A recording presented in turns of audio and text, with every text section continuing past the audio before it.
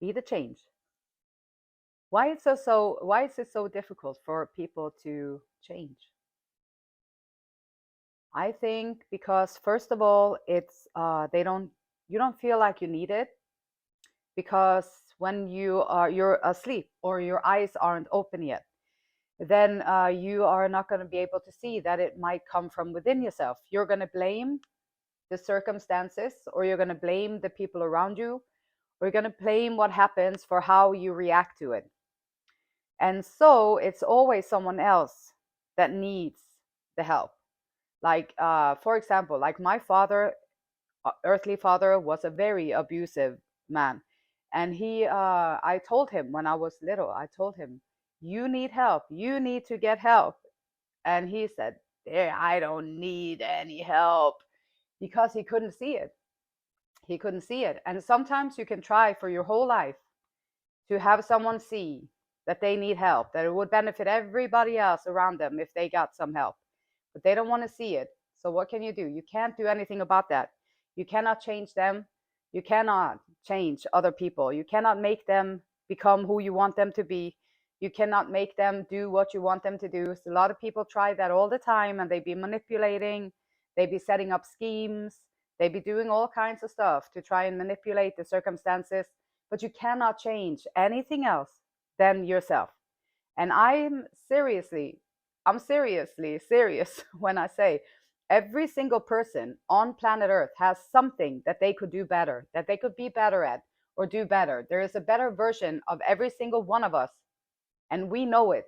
And this is why also it can be difficult to change, because when you agree to change, you also agree to let go of some things that you might have denied or refused to look at, or just didn't want to be a part of your life. So you just put it back, tuned it out, and that's okay. There's nothing wrong with it. It is human to be a human on planet Earth, and we have all these rules and regulations and ideas that we're supposed to live by, that we're supposed to do this, we're supposed to do that, or we're supposed to be like that, we're supposed to talk like that, we're supposed to do this, and it's all lined up for us. So when here you come plopping out on planet Earth, here's your life laid out for you.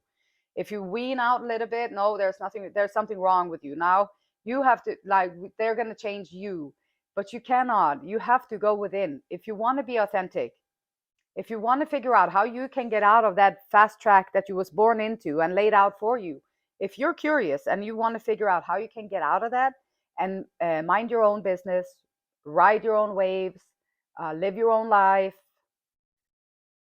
experience life in a way that is good for you, like, then you can do that. But you have to go within. It is so simple.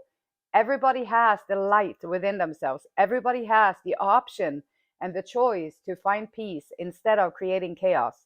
Everybody has the choice and the ability to do that. And so, but most people, I guess, they don't feel like they need it because it's someone else that there is something wrong with, or there is something that is wrong with the system, or there is something that is wrong with the policies, or there is something that is wrong with the group over there, or there is something that is wrong with the ideology over there. There is something that is wrong with something else. So that's what needs to change. And once that changes, then I'm going to feel good. And unfortunately, that's not what's going to happen. When that happens, if that even happens, then you're still going to feel the same. And so until you go within and allow yourself to peel away all the things that you are not, so that you can find what you actually are, until you do that, your life is going to be the same. It's going to be just the way it is.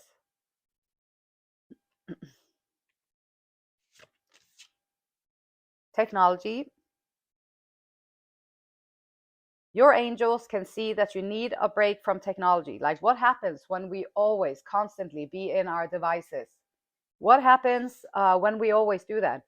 Well, one thing that happens is that your reality now is not even within yourself. Your reality is in your head, in the device. So where your attention goes, your energy flows. And if you're always in the device, somewhere in the technology, then your attention always is there and you're never really here. So the meditation is not just about like just sitting there. It's about like calling back your energy from all the devices, from all the technology, from everywhere where you have to place your attention out there outside of yourself. And now you want to call your energy, your attention back to within yourself. And one way that it's easy to do that is just claim it, calling all my attention back into myself, into my body, into my being. And I breathe. You can focus on your breath, just feel it going into your lungs, filling up your cavities, no, not cavities, what's called, uh, whatever, filling up everything, breathing, follow your the flow of your air, like going into you, feel what it does, and then you're back into your body. And now you can start listening to and feeling that little energy that is always vibrating inside of yourself. And once you focus on that, Eckhart Tolle, he calls it the inner body. And once you focus on that, you are going, that's an exit point out of unconsciousness into it's an entrance point into consciousness. So feeling this inner energy in your body, your energy body, will help you be present in the moment.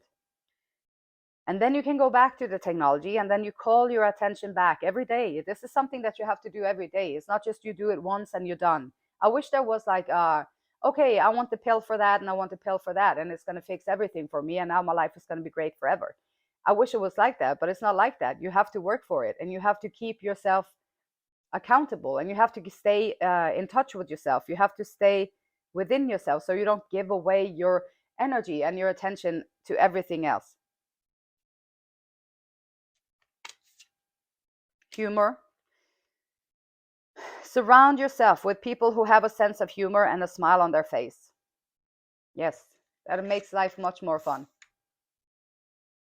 If people have the ability to look at things from a humorous standpoint, it is helpful to not take life so seriously and not be daunted down by everything, or be having to go with the same traces, the same thing over and over, and be just daunted by it. Or you see the same faces and do the same things every day, and then you just it's just a routine. You don't even think about it anymore. And so once you bring a little humor into anything that you do, it breaks up everything. Humor is a great way, it's a great release, like energy release, everything that is pent up within yourself. Like when you're laughing at it, you rattle and shake yourself up from the inside, and it's very healthy. All tensions that you hold maybe throughout the day, something happens, oh, it scares you a little bit, or something surprising came at you there, or someone was shooting some daggers at you over there and you're protecting yourself, and you kind of go into a little bit of this. And when you're laughing, it rattles it loose again. So now all the tensions that you held throughout the day is going to be, you can breathe and you can let it go. And it's very helpful, and it's very, very helpful. And it also releases all kinds of stuff into your body that is good for your health, good for your soul, good for everything. Rebuild your life. Sometimes, I mean, we get stuck in so many things because safety, like, oh, you can, oh, now you're broke, you can't deal with this, now you're gonna need to go back there, you have to go there because now we made it so that you can't afford to be there, or whatever. Rebuilding your life can be to set standards that are just your own. Rebuilding your life can mean that you are not going to go there just because whoever wants you to go there for someone else's will, because you have learned to take your energy back. First step, you have to be able to take your energy back. And then you can start making decisions from your standpoint. And nobody else knows what it would be good for you. Nobody else can tell you what would kick your desires into place. So nobody else can do that. But they will tell you out of their own fear of losing, out of their own fear of losing face, out of their own fear of not adding up, or out of their own fear of not being of being rejected or whatever. They're going to tell you everything that they know will keep you there. And so out of their own insecurities, they will tell you that you're not strong enough to do that. Out of their own insecurities, they will tell you that how are you going to be able to do that? Or out of their own insecurities, they're going to be like, well, what about that? What if that happens? Or what if this happens? What if that happens? And then there they are, all insecure and putting all these doubt seeds on you. So now you're going to be sitting there like, holy cow, well, I don't know about all those answers. So I don't know. Now I guess I'm just going to stay here because I don't know about all of that, and that's just too much, and you get overwhelmed, and then you stay. And sometimes we stay in relationships that are so unhealthy for us in one way or the other. And leaving it can be completely devastating. Sometimes leaving relationships that are unhealthy for us, it can be family, it can be friends from before, it can be whatever. If it's not good for you, and if it's not helping your soul grow, and if it's not helping you stay the course and be authentic, it's not good for you. Like if it's not helping you grow and elevate in your nature, like the way God made you, the way you are created to be here on planet Earth, if it's not helping you grow in that way, it's not good for you. It's toxic, it's holding you back. And leaving situations that have already implemented into our minds that we're not good enough, that we can't handle it or whatever, is difficult. It's very difficult to leave places and people and things like that.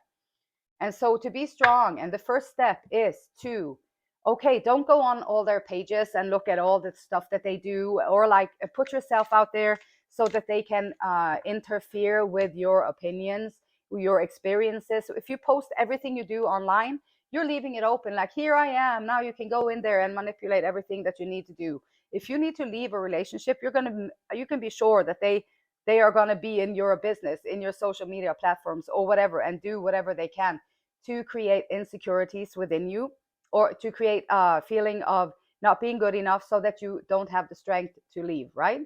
And then with the humor, well, if you can take a step back and breathe and find your center, call your energy and your attention back, know that you are good enough. You are good enough. It's just some unfortunate layers of doubt that has been placed upon you. So if you can figure out the doubts that you have, you can also eliminate them, right? Take them out, and there you are. Now you can get to the core of who you truly are. Like, because most of the crap that we have going on in our life is in our mind. So if you can find the peace within yourself, and you can find the center within yourself, so you can sit there and just observe, now you can put humor into whatever comes at you, and you can start rebuilding your life. But you have to start rebuilding your life from your own center, from your own point of view, because everybody's going to have an opinion. Everybody has an opinion about a lot of things. Solitude. Technology, yep, you can break it up definitely with solitude. Going within, I definitely am a supporter of that. Like, I did that myself. I went into solitude, cut out everything, everyone, everything, just to figure out, like, who am I? What is my voice? How do I feel about things? How can I, why am I so scared? Why am I panicking all the time? How can I find a center within myself that is strong enough to live this life and to be the person that I am on this planet, without all the people around who wanted to shoot daggers or shoot arrows of insecurity, of jealousy, of rage, of belittlement, of all that stuff at you. And so sometimes, if you're in circumstances like that, if you have a purpose and you are a chosen, or you have a purpose, then you are going to experience that, because that's how people react to you out there in the world. But you just stay your course anyway and do the work anyway. Be present. Humor, have a sense of humor, and be present. That is one beautiful thing also with meditation, is that it will teach you how to stay present in your life, in situations. So you don't have to plan out what you're going to say. You don't have to plan out everything that is going to happen in these different scenarios. You just show up, you are present, peaceful, and now you can interact with the circumstances in the way that they actually present themselves in the moment. Not how they got into your head and created it up front or manipulated the situation, but actually being present with it. You are ungrounded and spending too much time in your head. We do get ungrounded. When we spend too much time in our head, we get ungrounded. Something has caused you to retreat to your mind. And this can be the people around you that have you retreating to your mind. If you don't want to be in your body, you don't want to be present because the circumstances around you are feeling unsafe, then you can retreat into your mind and you can stay there for your whole life, but you won't live your life from there. Something has caused you to retreat to your mind. It's time to bring consciousness to it so you can resolve it and start living life more fully again. Yes, be present. It's a gift, the biggest gift. Life area card draw suggestions. Okay, so this is a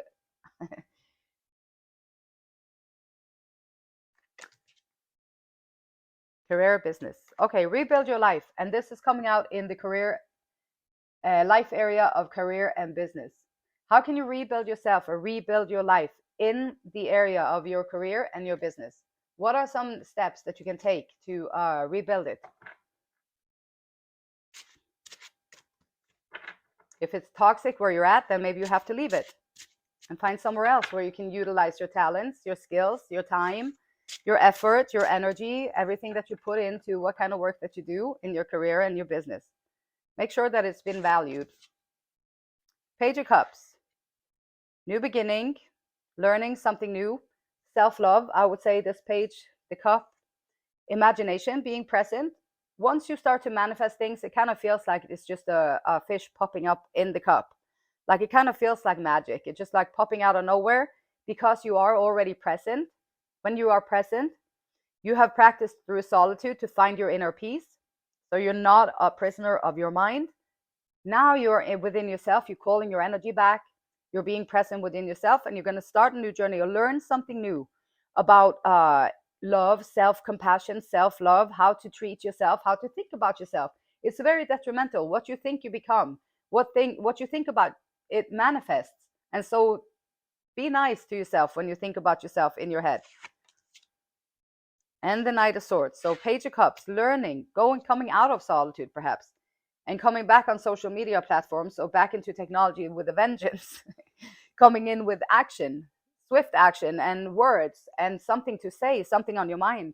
When you go into solitude, you are going to learn so many things about yourself, how you feel about things, how you see the world, what other people's intentions are, what other people's agendas are. You are going to see so many things that you maybe didn't see before. And so coming out of there and then coming back into it in a different place within yourself. And then you have a message. Now you have a message. You have something to say. We got humor. We have be present. And you are going to magically just manifest everything that you want. And humor is a great way also to, if you're really anxious or you're really just tensed up and it's like a little bit scary, so your whole body is kind of tense. And then you go within yourself, you start to be present, you follow your breathing. Okay, I notice some tensions in here. Maybe I can just focus on, oh, hello, tension on the left side here. Can you just release for a little bit? I release it. And then you can release tensions. You become aware of how you feel inside, becoming aware of how you feel inside and allowing yourself to release it. Magical results will happen. Like literally by being present, you are going to alchemize, you're going to bring in. So be aware of what you are thinking about because it will manifest. So be aware of how you spend. And humor is a great way to elevate your emotions. So if you feel tense or you feel stressed out, then humor is a great way to release the tensions and to bring your energy to a higher level. So now you're in a better mood, you feel better, and then you're going to be attracting better. And you're going to attract in maybe a soulmate. True love, the lovers, magically appearing in your life. The one, how about that? That would be wonderful. And so soulmate, sometimes you have to also leave behind things that seemingly is the best for you, that people say is, oh yeah, that is great for you. You need to be there because that would be so good for you. Well, I am doing the inner work over here. What are you doing over there? Are you doing any work on yourself? No? Okay, then don't talk to me about what I can and cannot do. Because you are going to change when you make choices from within yourself. And when you do the inner work, you're going to change and you're going to develop yourself and you're going to get into a different kind of being. You're changing. So whoever from the past is trying to keep you in the past and they don't do the work, don't listen to them. If they are sitting down meditating, they're doing the inner work, they're working on their insecurities and whatever else triggers that they have in their life, then yeah, maybe you can talk to them and hear what they have to say. If they don't listen to them. Don't listen to them because they're only trapped in ideologies and already paved out roads. Rebuild your life, ending some cycles. The world card is here. Life area, career, business. Sometimes they can be very toxic in work environments with competition, with trying to impress whatever the authorities are, trying to do all that, trying to, I don't know. There can be a lot of toxicity in between. So sometimes you have to close out cycles, maybe find another place where they will treat you better, where you'll feel better because it's coming in on business or career. This can also be that you're taking a step with your dreams or whatever purpose you have on this planet, and you're taking a step in that direction, and then the world will open up for you. Once you follow your own path, things align so beautifully. And yeah, the 10 of Pentacles. So yeah, okay. Ending cycles or walking through that little door is going to bring in everything that you need. Over excessive amount of time, resources, money, wealth, whatever you are trying to bring in. Rebuilding your life and rechanging these things is the key. And you have the key. You always have the key. You always had the key. You always will have the key to your own life, to your own life. So, Esther and Abraham Hicks says, talking about dream states, like picking out, finding information in your dream states, like what are you dreaming about. You can find clues. What is your purpose? You can find clues to as to how you can go in away from technology. You can see things that people are doing. Sometimes it won't show in the real face life because they're too trained to keep their mask on, so it's difficult to see through the mask. And so, but in dream state, it's not the mask that is coming through, it's their soul that is showing through. So that was a long intro to Esther and Abraham Hicks says. Although you may be able to recall different aspects of your dream state throughout the day, usually the best chance of recalling your dreams is when you first awaken. Right when you wake up, then you have the dream usually in your head captured. And as you begin to recall one of your dreams, relax and try to remember how you felt during the dream sequence. For recalling your emotions will give you even more important information than recalling the details of your dream.